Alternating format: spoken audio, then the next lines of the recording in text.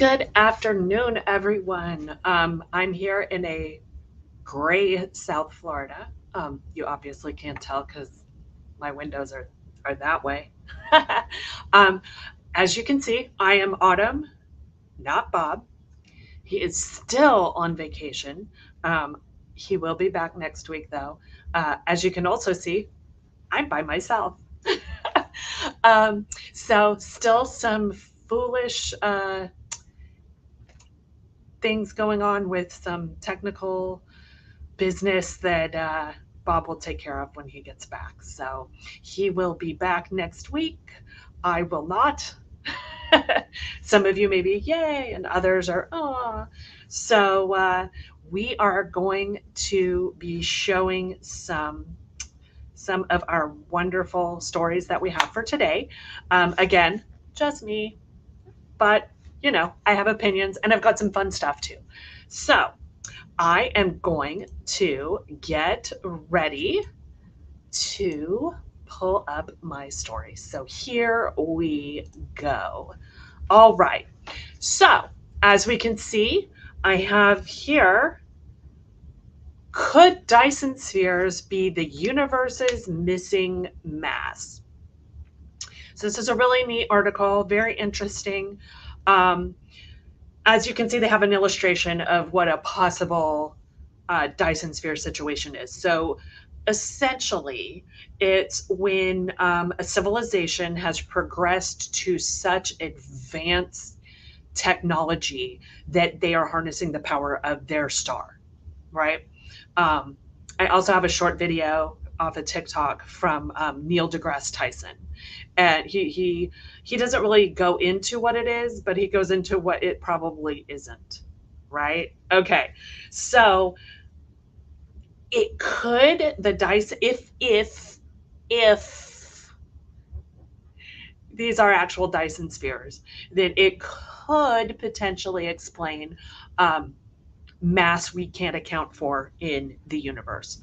But there's also a lot of other stuff we don't know about the universe that could account for that as well. So here's a little bit of something from someone, and hopefully, I believe the audio should come through. If not, I am going to include the link um, in the description. So here we go.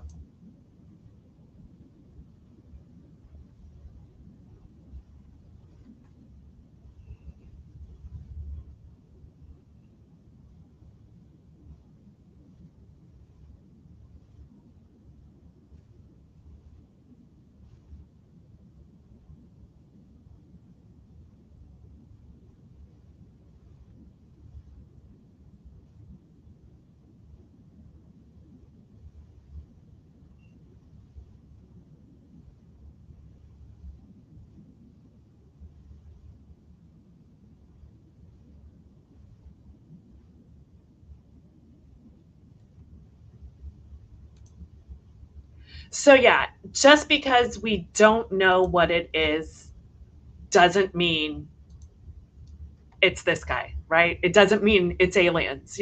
And just because Neil deGrasse Tyson is saying it's not aliens doesn't mean it actually is aliens, right? It We don't know what it is. And as he said, we can't just automatically jump to aliens because there is so much more out there that we don't understand. Now, he in the longer version of that video, he goes on to talk about how there's different levels, and I can't remember the scientist's name, but there are levels of civilization, right? I think it's like 1, 2, and 3.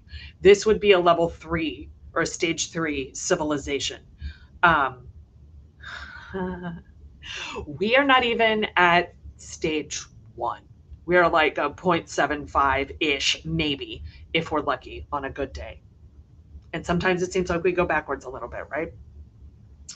But this, if indeed this is what it would be, and this is what it would look like, this civilization would be harnessing the power of their star to do all sorts of remarkable things. And it would be great to be there, but we are not there at all yet. I mean, maybe someday, And that would be great if we could be there soon. I would love that. But yeah, that's things that take millennia to build up and to happen. So we're not there yet. We're not even to stage one. Hopefully we get to stage one sometime soon. Okay, moving on in a similar vein, that maybe will help us get to stage one. Here we have some people in the UK who have built the world's coldest quantum detector to unveil dark matter mysteries. Um, so here they're using helium-3 uh, to get things super cold. Now, exactly, let's see, how cold are they getting? Let's see, the detector functions at temperatures at just about 10,000th of a degree above absolute zero. No, they don't, you don't need to know where I am. Cool. Um, how cold that is, that's pretty darn cold. So, how cold is cold? How cold is ice, ice cold? So, I got my buddy here. He's telling me it's all right. Okay. So, there's all sorts of interesting things that can be done with this. I can't even begin to understand half of what they're trying to do here, right? So we know, or at least we think, dark matter is out there. And with places like CERN doing all of their work, this can come in really, really clutch in helping us finally be able to make those discoveries and making sure that we're getting all the information we can. Um, so it's super interesting. I'm not entirely, again, I'm not entirely sure what all of it means, but all of the links are in the chat threads for on both Facebook and YouTube, so you can see exactly and try to read it and see if you understand it yourself. Okay, moving on. This is a similar, still space themed. This is similar to the article we had last week that talked about the people spending 45 days isolated from the world around them to see how it works for humans to be on prolonged space travel, right? It was 45 days to help for possible future lunar missions and even mission to Mars. Well, this week, a NASA team finally emerged from their year-long seclusion. Okay, so NASA created a Mars replica, and it was over a year that these people were actually um, in this 1,700 square foot space, right? So that's like my house, and that's a little um, yeah, I'm an introvert and I love staying home, but that's a little much, right? I mean, I know some of us had to stay at home for prolonged periods of time during the COVID lockdown and whatever, but even then we could go outside. Whereas here they can't really go outside, right? And it's for people. And you may not know these people when you first start, so you don't know what they're like or who they are. And it could be people you don't ultimately like or get along with, but that's tough because there's nothing you can do about it, right? So that's it takes a certain kind of person to make sure that you get through that. Another note of interest is that it was a 3D printed Mars replica, right? So not only are they doing good scientific work to show how humans can survive being separated from their home, right? Um, they also were pioneering some 3D printing technology for this. So they had to grow their own vegetables, they had to maintain equipment, they had to go on Mars walks. um, and of course, Mission Control put them through the paces too. It wasn't just, all nice and calm. No, they had to deal with stress too. So they had to deal with issues, whether it's maintenance issues, um, air, air quality issues, whatever, they had to deal with it. And they also had a 22-minute communication delay. So it's just like actual, if they were actually on Mars. So the mission lasted 378 days. Um, and it's interesting because it says that they could think of sending people, it's possible, sending people to Mars as soon as 2030, or the 2030s. So, and you think, oh my gosh, that's a long way away. Not really, that's only 6 years. So a lot of stuff needs to happen for 6 years, right? So they're going to be starting a new mission in the spring of next year. And it looks like they're going to even be starting some underwater missions too. That's kind of creepy because as we saw what happened, obviously this isn't going to be what's happening with NASA. But if you are in a deep part of the ocean, there's not a whole lot that can be done. I'm not saying I don't think that's what they'll do with these people. You just put them in a big tank out back or whatever. That way they're just right there. But yeah, so this is some interesting stuff. And there is some information about it on the NASA website as well, um, showing them 378 days. That's a long time. But so that was pretty cool. And of course, our favorite Martian that we won't see. Obviously, some of you may be too young to know who this guy is. This is Marvin, you know. So who knows? Um, all right, next up, we have fingernails. So, any of my friends out there who, if you're like me, you have a little bit of a touch sensory situation going on, you already knew this. You don't need science to tell you this because we live with it on a daily basis. Um, but apparently, and I didn't know this part, that there's more sensory capability in your fingernail than there is in your nail bed, which I figured there would be more in your nail bed. Um, so they did different tests where they would use, I mean, obviously, if you push down on it, yeah, I feel that. But they had some really lightweight stuff that they were able to push down on someone's fingernail, not very hard at all, and they felt it, right? So just realized I'm all like scrunched down.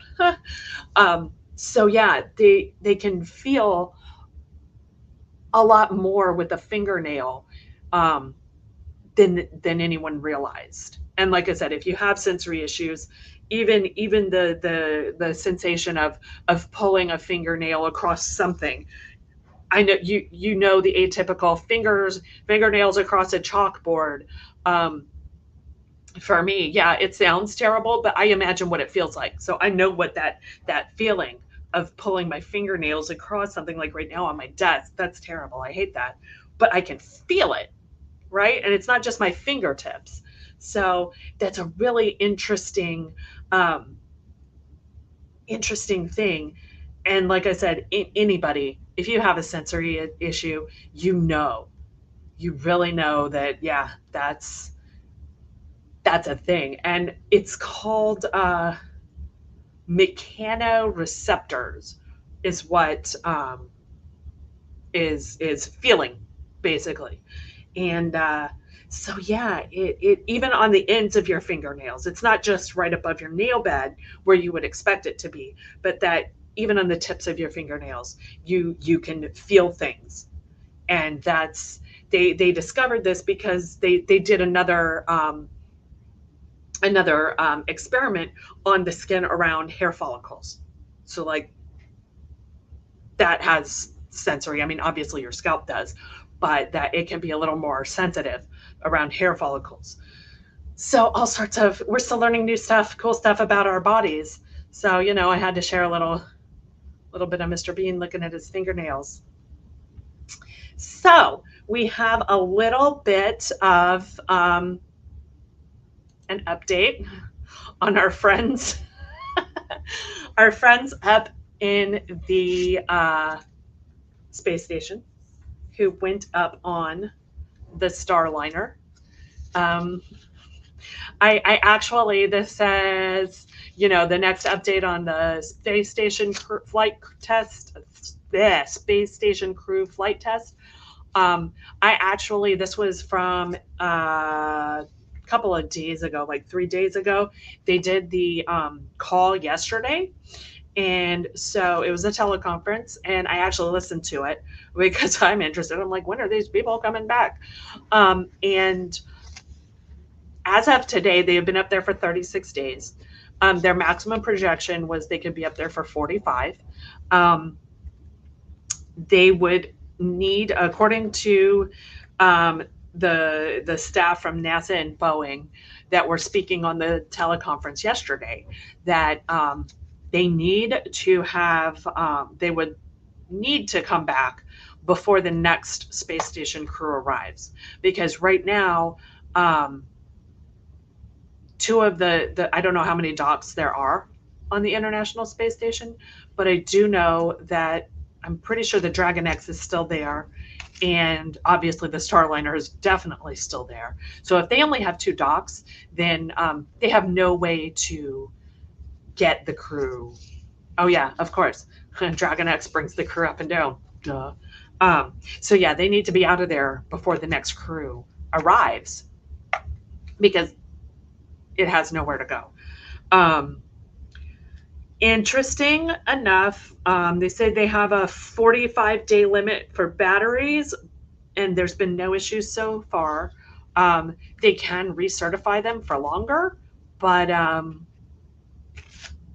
yeah, they're going to have to be gone in 9 days. Now, it's not that they can't leave. That is not what's happening here. They are, or at least that's not what we're being told. I don't know. There are certain tests they have to perform on some of these leaky valves that they cannot do once they come back, because a lot of this stuff will burn up in the atmosphere. And so they can't test it when they get back because it won't be there.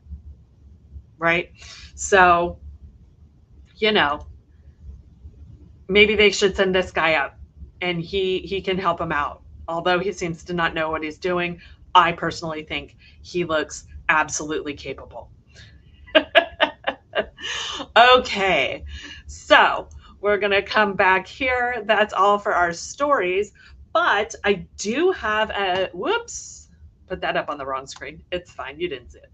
I do have a library highlight that we want to talk about. And this is, since we were supposed to have somebody from Southwest Regional on today, and again, technical difficulties, we weren't able to have them. It's okay. But they did send me some stuff to highlight. So at Southwest Regional, which is out in Pembroke Pines, on, let's see, July 18th, they will be having K-Day, which is, you can check that out on the library's website. Also, there will be Thrills and Chills at your library on July 20th. Some teen programs that are going to be happening is Cartooning with Corey for ages 11 to 16, and that's on July 15th. And Paper Crafting with Idilia, and that's on July 16th. So check out the library's website, broward.org/library. You can look at events and single it out, in this instance for Southwest Regional, and you can see all of the events that'll be coming up there. Or you can look for events that'll be coming up at your local library. Okay, so I do believe that is all the time we have today. So it has been a pleasure being with you all for the last 2 weeks. Who knows when I'll be back? Um, and I do hope you all have a good weekend. And please remember to enjoy your libraries. Thank you.